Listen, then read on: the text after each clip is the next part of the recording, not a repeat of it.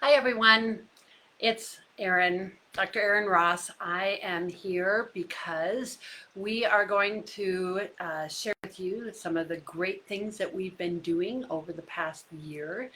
And one of those is about breastfeeding. And so I am going to share with you just a little bit, kind of as a teaser.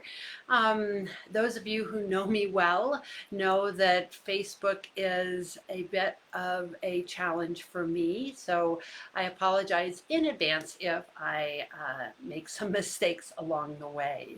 But the reason why I wanted to do this Facebook Live, number one, is because we try to share with you the exciting things that we're doing here at Feeding Fundamentals, and because um, we are putting together a new talk.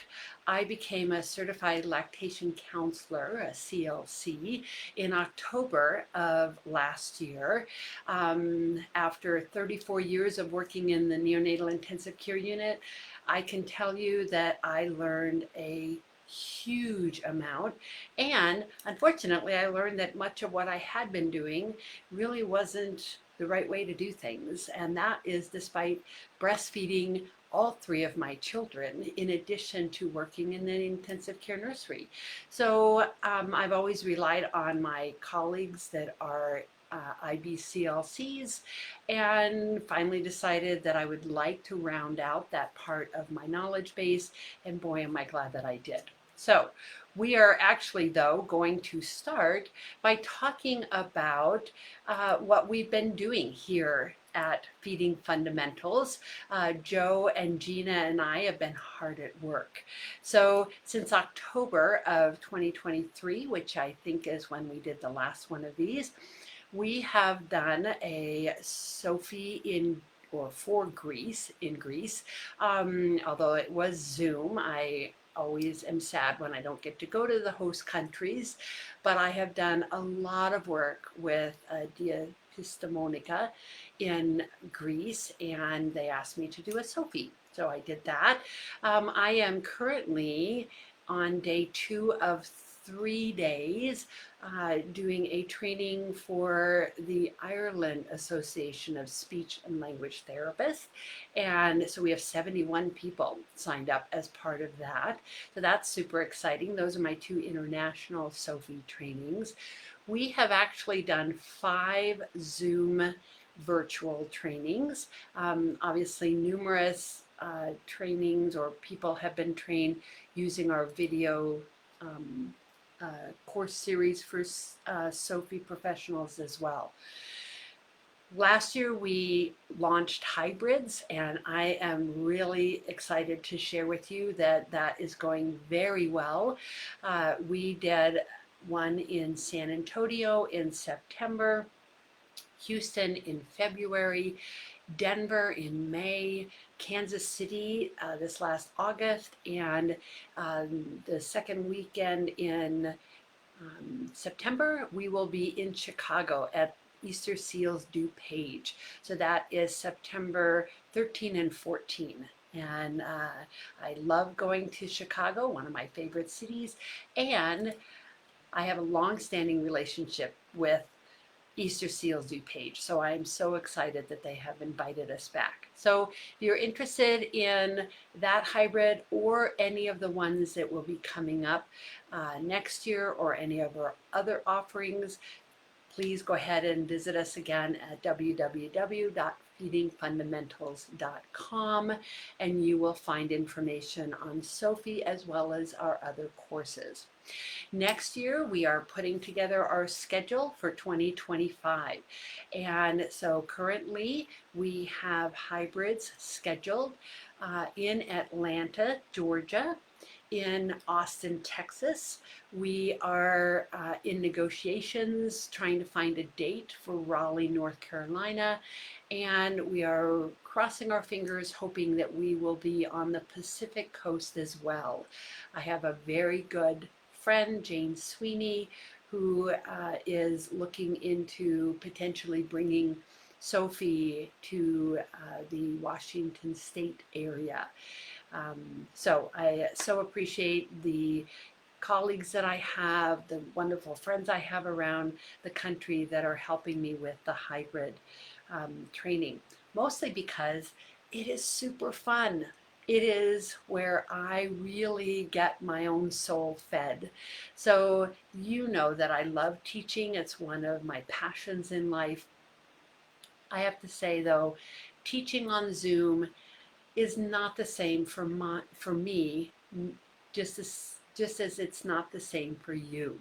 I love having extra time to talk about assessments, to have more case studies, more videos, much more interaction. I learn so much when I get to interact with you. And so I just wanted to say thank you for those of you who have come to the hybrids and made that such a wonderful experience for me, and hopefully for you as well. So, in addition to all things Sophie, we have done a few other things. I've presented at the Talk Tools conference in Las Vegas in October. That was a new group for me to be interacting with, although many of the people there I certainly know from their publications or their reputation. Um, Gina, Joe, and I have partnered with another wonderful person, Sue. Sue Fopp is the owner of Fopp Creative, and she is our graphic artist. And she has helped us to not only make all of our handouts look more professional, but also has finished a Sophie reference guide. So after all these years, I basically went back into the material and I made a little booklet that you can use that kind of steps you through the main points of Sophie and specifically helps you navigate through um, the algorithms. Speaking of the algorithms, we are looking at expanding them a little bit, doing perhaps an additional one that's more focused on breastfeeding. As you know, I tinker with them all the time, and so the last time I believe that I really made any changes was 2020, and so I will be sharing that as it gets rolled out. The reference guide is free to any of you who are members of our Sophie community, our Sophie family. And so remember just to sign up for that membership. Also join us on Instagram and Facebook. We have a special group for Sophie communities that you can ask to be a part of. We just ask that you let us know when you were trained, because that community group is really a place to share questions, to get support from our colleagues as well. And we roll out new information on that. I've also been again putting the finishing touches on a parent training program. Those of you who've been with me a long time know that we started with 27 handouts for families that loosely went along with the algorithm. Rather than ever handing the algorithm to families, we wanted to provide the education that would help them basically go through the algorithm without handing them that pretty intimidating piece of paper. And so we started with 27. I have now condensed it to 5 booklets for specific time periods throughout the neonatal intensive care unit stay. So we are finishing that up. Sue has that in her very capable hands. Joe and Sue have been partnering to find all of the right graphics, make sure that it all looks wonderful. And so once we have that, we will figure out how to offer it to everyone. That is our next step. And then once we have it for the neonatal intensive care unit, I will be adapting it for our community partners. And so for babies who have gone home, from their initial hospital stay at least, so that we can have a way to train families. I've written several neo, wow. See, there you go. I have written several articles. Both of them actually have been published in Neonatology Today. If you don't know about Neonatology Today and are interested in very young infants, especially in the neonatal intensive care unit, Neonatology Today is a free monthly, not exactly journal. It's sort of a cross between a journal and a newsletter. It's very big. I will give you that. It has lots of wonderful articles. And as I said, it's free.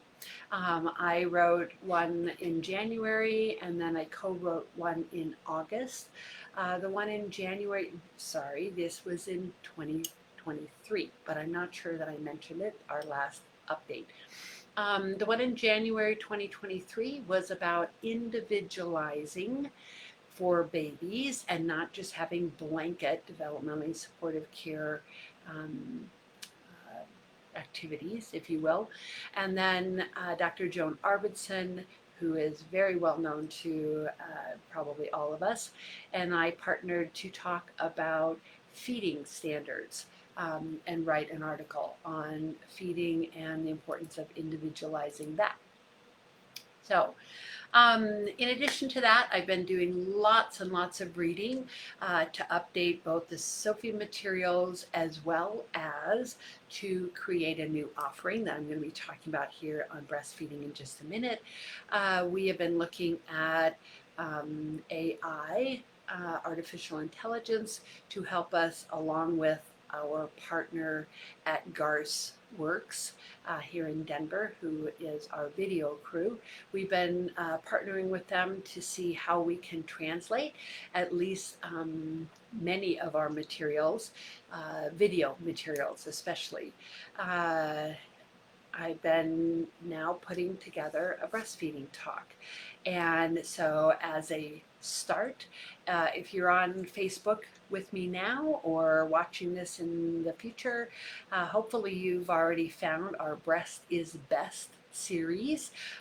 Really fun. We, a few years ago, did a fun feeding facts and fiction series, and this time we're doing a Breast is Best series. And so why am I looking at all this information with breastfeeding, both this video Facebook series and putting together a new offering? Well, one of the biggest reasons is because I want to keep figuring out how can we support families better and what can we all do.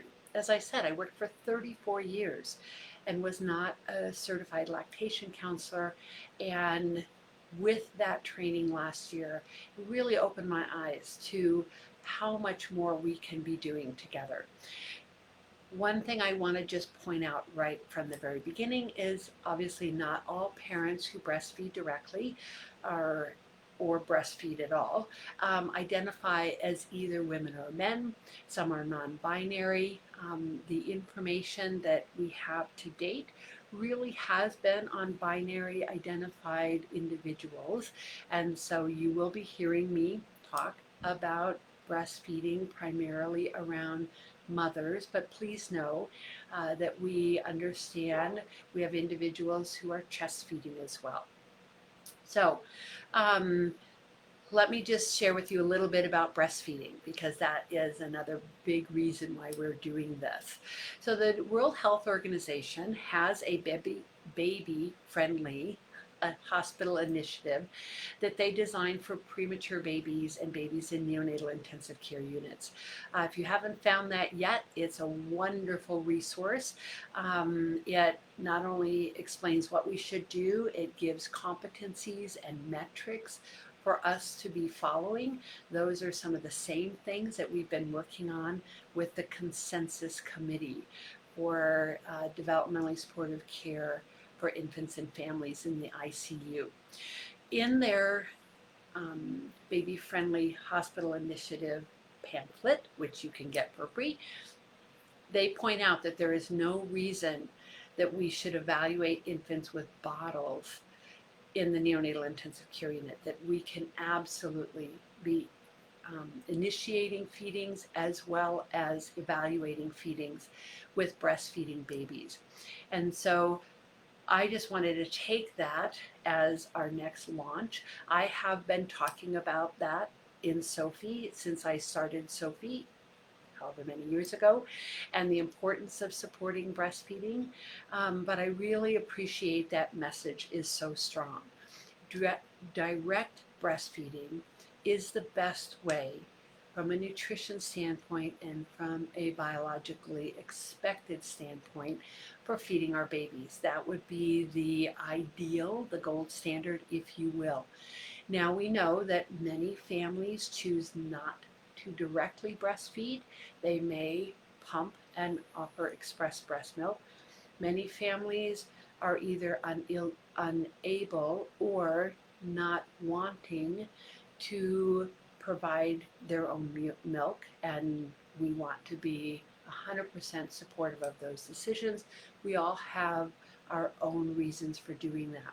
One of the things that I learned in my CLC course, however, is that many times families choose not to breastfeed because of misinformation. It's too hard. It's too painful. It is messy. It eliminates fathers from being able to feed their babies, or partners from feeding their babies. None of that is true. What we want to do is help parents to recognize what are those barriers, see if we can help them overcome those barriers, and at the same time respect their wishes. But much of the time it's based on misinformation. I was actually listening to a podcast. My favorite podcast is Hidden Brain, and it's all about, how we think as humans, what motivates us and influences us. And I won't bore you with what the actual podcast was about, but one of the people that they had interviewed was talking about the message they got about breastfeeding and about the importance of human milk and the incredible benefits of breastfeeding.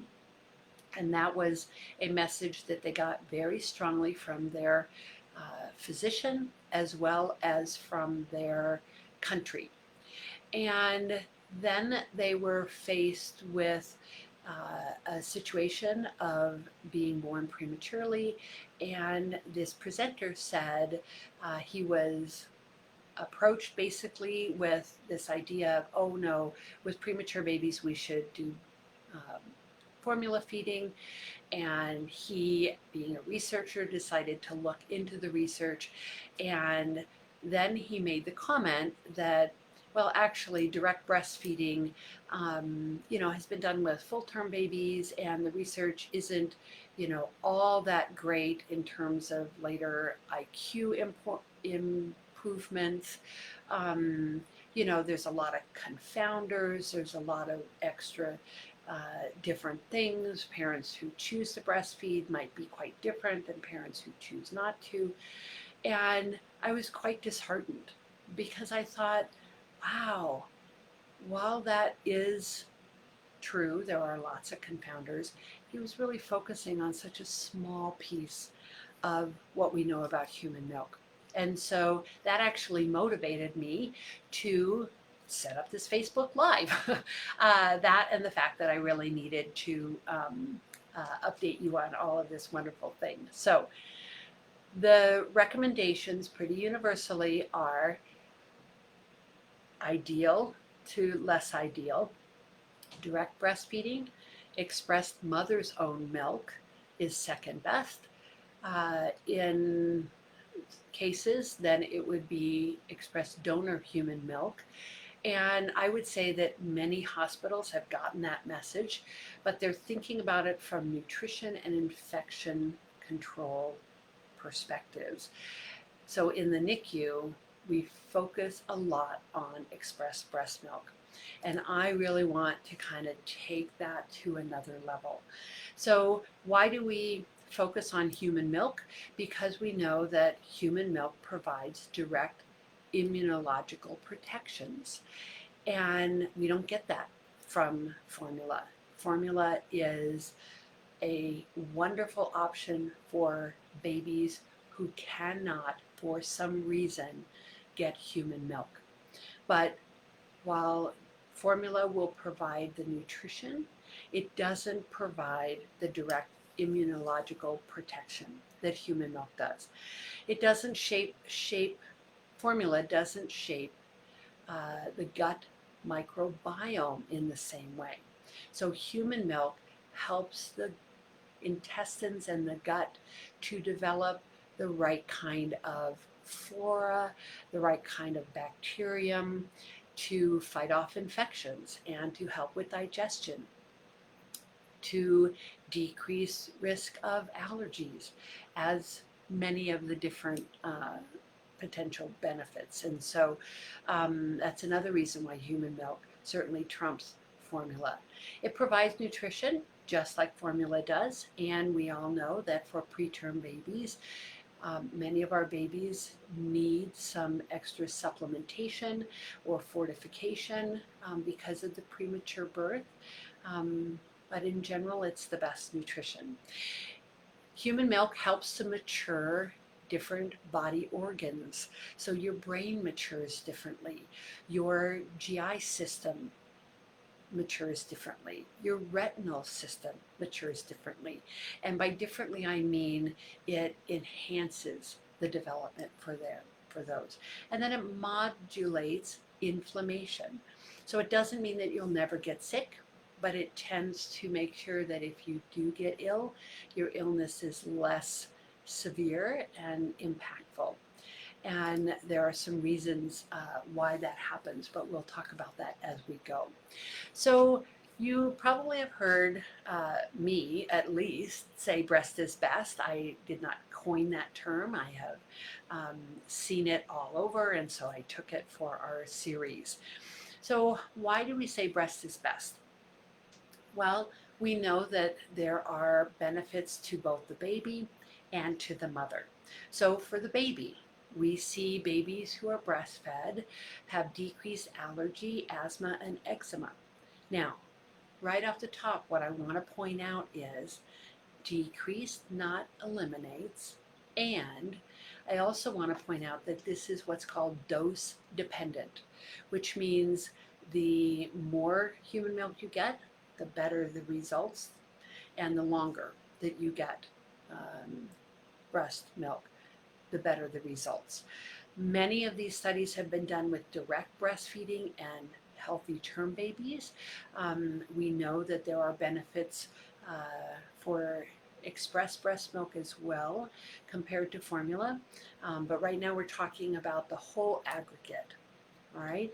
So we have decreased bacterial infections, ear infections, gastrointestinal infections, and in part it's because of a substance called lactoferrin. So human milk has lactoferrin. Lactoferrin binds to iron in the gut, which actually is a really good thing because iron is what feeds microorganisms and bad things. And so by protecting or closing off the iron in the GI system, it can help with decreasing infections. Now, that doesn't mean that it decreases absorption of iron. I just want to make sure that's well known as well. Human milk has less iron and zinc, but they are more bioavailable to babies. And so you absorb more iron and zinc from mother's milk than you do from fortification or external sources of iron. But that's a bit of a different sidebar. The research shows higher IQ, better retinal development, and better brain maturity. Again, many of those studies have been done with term babies. We also have done it with preterm babies, but we have seen um, that um, there are confounders, right? So, does the baby have higher IQ because the baby received human milk and was directly breastfed? Or was it something about socioeconomic status of families? Maybe if they have higher SES, they're more likely to breastfeed. So there are confounders. I will tell you, though, that much of the research has actually tried to manage those confounders. But that is true. They are there, and it is a potential question. We do not randomize families to breastfeed or not breastfeed. So you always have to deal with confounders. Um, Babies have lower insulin levels, incidence of type 2 diabetes, and decreased obesity. It is protective against sudden unexplained infant death. Um, and so obviously that is also a benefit. And it is related to decreased cancers, some cancers, and decreased arthritis, probably because of the anti inflammatory. In terms of mothers, and this was done with female mothers, mothers who choose not to breastfeed have an increased risk of high blood pressure, cardiovascular disease, stroke. They have higher mortality rates within their age group. They have more cancers, more visceral fat. I don't know about you, but at my age now, belly fat is something new to me, and I am not happy with the fact that I now have belly fat. Um, and I did breastfeed, so it is one of many factors. And then type 2 diabetes is also increased risk for mothers who did not um, breastfeed. But let's talk about direct breastfeeding compared to lactating, expressing milk, and offering that to our families or to our babies. Sorry. So there are benefits to direct breastfeeding. If we want babies to get the wonderful milk properties of human milk, we need to help parents with the goal of direct breastfeeding, because direct breastfeeding improves breast milk production. It increases the duration of breastfeeding because it leads to longer breast milk availability. Direct breastfeeding shows benefits for healthy body mass index and improved intelligence over bottle feeding human milk. So there are benefits in addition.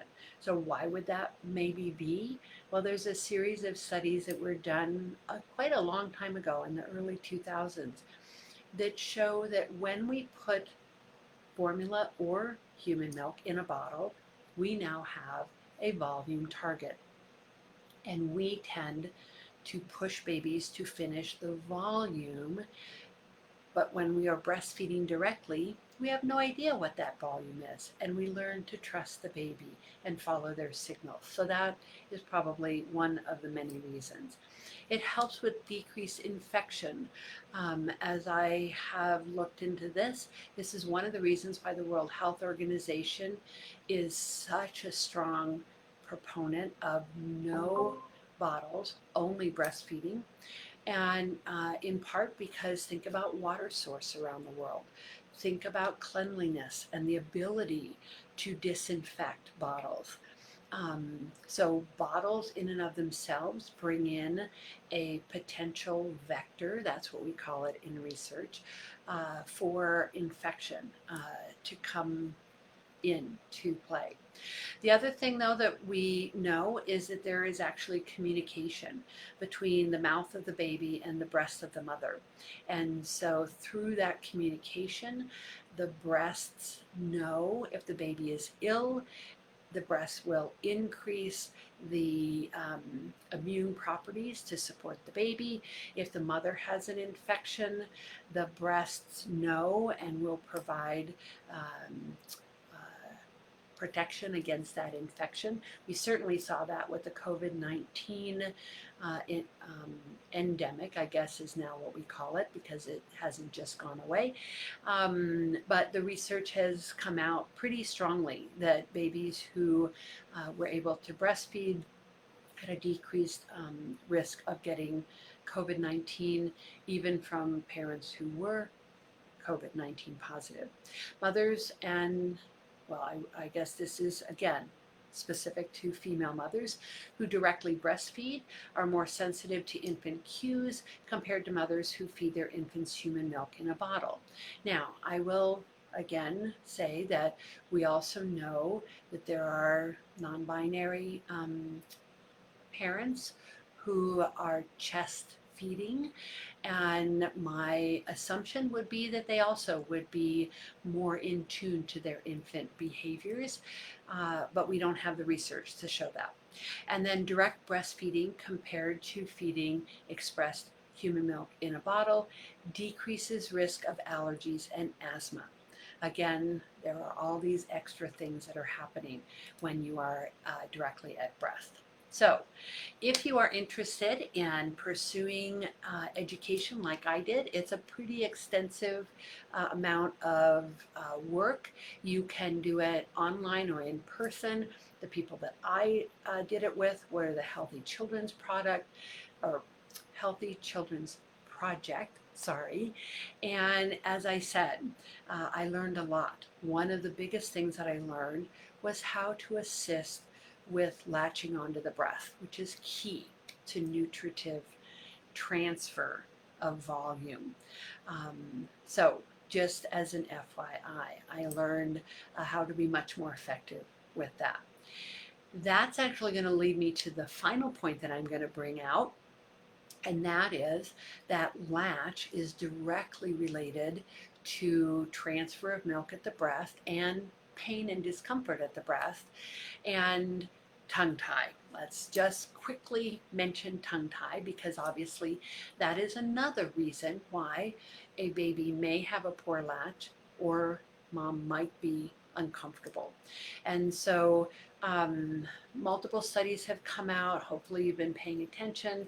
A study by Hill, a study by Dirks and company of colleagues, showing that really working on the feeding skill can avert tongue tie operations in many of the cases. And whether you receive a tongue tie revision or not, really, if you had a poor latch before the revision, usually poor feeding is related to poor latch, and so you still have to work on the latch. So, but the other reason why I'm bringing it up is because it's in the news.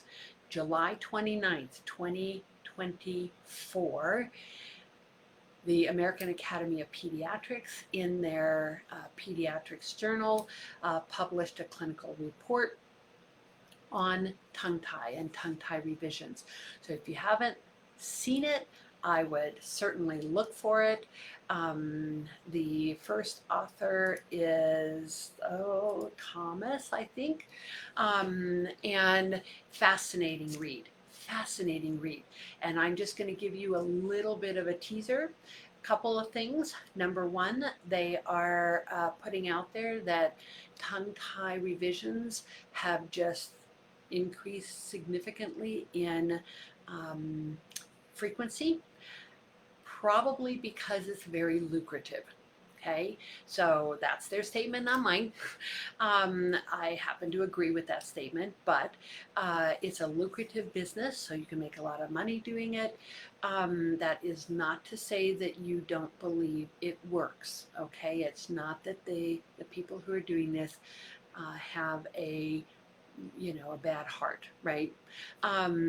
Second, because parents want something easy, and breastfeeding requires skill. And so when it doesn't automatically happen, parents think, oh, there's something wrong with my baby. And so they want tongue tie to be corrected, because it's all over social media, it's all over the internet. And so those were two of the points that came out.